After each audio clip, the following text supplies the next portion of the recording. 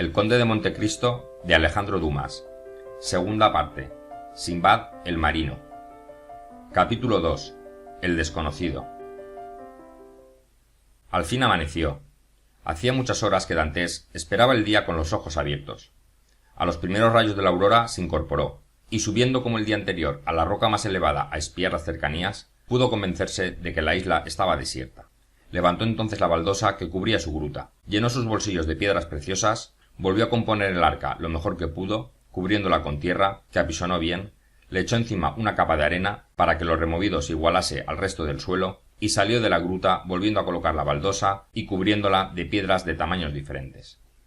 Rellenó de tierra las junturas, plantó en ellas malezas y mirtos y las regó para que pareciesen nacidas allí, borró las huellas de sus pasos, impresas en todo aquel circuito, y esperó con impaciencia la vuelta de sus compañeros. Efectivamente, no era cosa de permanecer en Montecristo guardando como un dragón de la mitología sus inútiles tesoros. Tratábase de volver a la vida y a la sociedad, recobrar entre los hombres el rango, la influencia y el poder que da en este mundo el oro. El oro, la mayor y la más grande de las fuerzas de que la criatura humana puede disponer. Los contrabandistas volvieron al sexto día y, desde lejos reconoció Dantes por su porte y por su marcha a la joven Amelia. Acercóse a la orilla arrastrándose, como Filoctetes herido, y cuando desembarcaron sus compañeros les anunció con voz quejumbrosa que estaba algo mejor. A su vez los marineros le dieron cuenta de su expedición. Había salido bien, es verdad, pero apenas desembarcado el cargamento, tuvieron aviso de que un brick guardacostas de Tolón acababa de salir del puerto y se dirigía hacia ellos. Entonces se pusieron en fuga a toda vela, echando muy de menos a Dantes, que sabía hacer volar a la tartana. En efecto, bien pronto divisaron al guardacostas que les daba caza, pero con ayuda de la noche, doblando el cabo de Córcega, consiguieron eludir su persecución.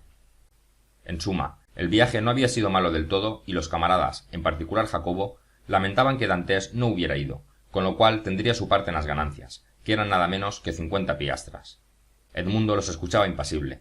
Ni una sonrisa le arrancó siquiera la enumeración de las ventajas que le hubiera reportado el dejar a Montecristo, y como la joven Amelia solo había venido a buscarle, aquella misma tarde volvió a embarcar para Liorna.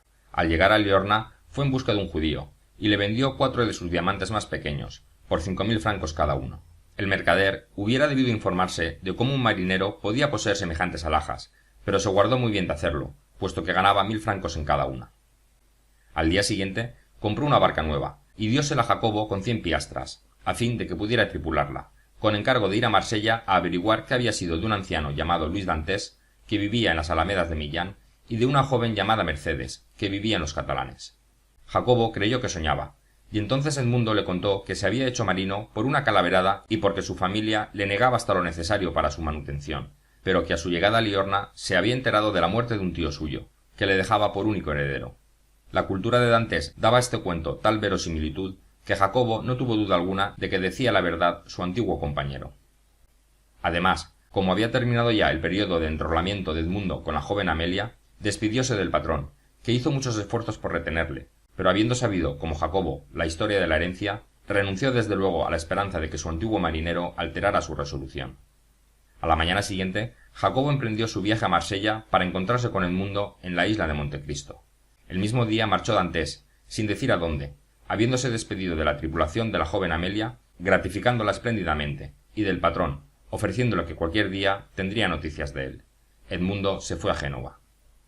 Precisamente el día en que llegó estaba probándose en el puerto un yate encargado por un inglés, que habiendo oído decir que los genoveses eran los mejores armadores del Mediterráneo, quería tener el suyo construido en Génova. Lo había ajustado en 40.000 francos. Dantes ofreció 60.000, bajo la condición de tenerlo en propiedad aquel mismo día. Como el inglés había ido a dar una vuelta por Suiza, para dar tiempo a que el barco se concluyera, y no debía volver hasta dentro de 3 o 4 semanas, calculó el armador que tendría tiempo de hacer otro. Edmundo llevó al genovés a casa de un judío, que conduciéndole a la trastienda le entregó sus 60.000 francos. El armador ofreció al joven sus servicios para organizar una buena tripulación, pero Dantes le dio las gracias, diciéndole que tenía la costumbre de navegar solo, y que lo único que deseaba era que en su camarote, a la cabecera de su cama, se hiciese un armario oculto con 3 departamentos o divisiones, secretas también. Al día siguiente salía Edmundo del puerto de Génova, admirado por una muchedumbre curiosa, ávida de conocer al caballero español que acostumbraba a navegar solo. Se lució Dantes a las 1000 maravillas. Con ayuda del timón y sin necesidad de abandonarlo, hizo ejecutar a su barco todas las evoluciones que quiso. No parecía sino que fuese el yate un ser inteligente, siempre dispuesto a obedecer al menor impulso, por lo que Dantes se convenció de que los genoveses merecían la reputación que gozan de primeros constructores del mundo. Los curiosos siguieron con los ojos la pequeña embarcación hasta que se perdió de vista, y entonces empezaron a discutir a dónde se dirigía. Unos opinaron que a Córcega, otros que a la isla de Elba. Apostaron algunos que al África, otros que a España, y ninguno se acordó de la isla de Montecristo. No obstante, era a Montecristo a donde se dirigía Dantes. Llegó en la tarde del segundo día. El barco, que era muy velero, efectuó el viaje en 35 horas. Dantes había reconocido minuciosamente la costa, y en vez de desembarcar en el puerto de costumbre, desembarcó en el ancón que ya hemos descrito. La isla estaba desierta. Nadie, al parecer, había abordado a ella después de Edmundo, que encontró su tesoro tal como lo había dejado. A la mañana siguiente toda su fortuna estaba ya a bordo, guardada en las 3 divisiones del armario secreto. Permaneció Dantes 8 días, haciendo maniobrar a su barco en torno a la isla, y estudiándolo como un picador estudia un caballo. Todas sus buenas cualidades y todos sus defectos le fueron ya conocidos, y determinó aumentar las unas y remediar los otros. Al 8º día vio Dantes acercarse a la isla a velas desplegadas un barquillo que era el de Jacobo. Hizo una señal convenida, respondióle el marinero y 2 horas después el barco estaba junto al yate. Cada una de las preguntas del joven obtuvo una respuesta bien triste. El viejo Dantes había muerto. Mercedes había desaparecido. Dantes escuchó ambas noticias con semblante tranquilo, pero en el acto saltó a tierra, prohibiendo que le siguiesen. Regresó al cabo de 2 horas, ordenando que 2 marineros de la tripulación de Jacobo pasasen a su yate para ayudarle, y les ordenó que hiciesen rumbo a Marsella. La muerte de su padre la esperaba ya, pero ¿qué le habría sucedido a Mercedes? No podía Edmundo, sin divulgar su secreto, comisionar a un agente para hacer indagaciones, y aun algunas de las que estimaba necesarias, solamente él podría hacerlas. El espejo le había demostrado en Liorna que no era probable que nadie le reconociera, y esto sin contar que tenía a su disposición todos los medios de disfrazarse.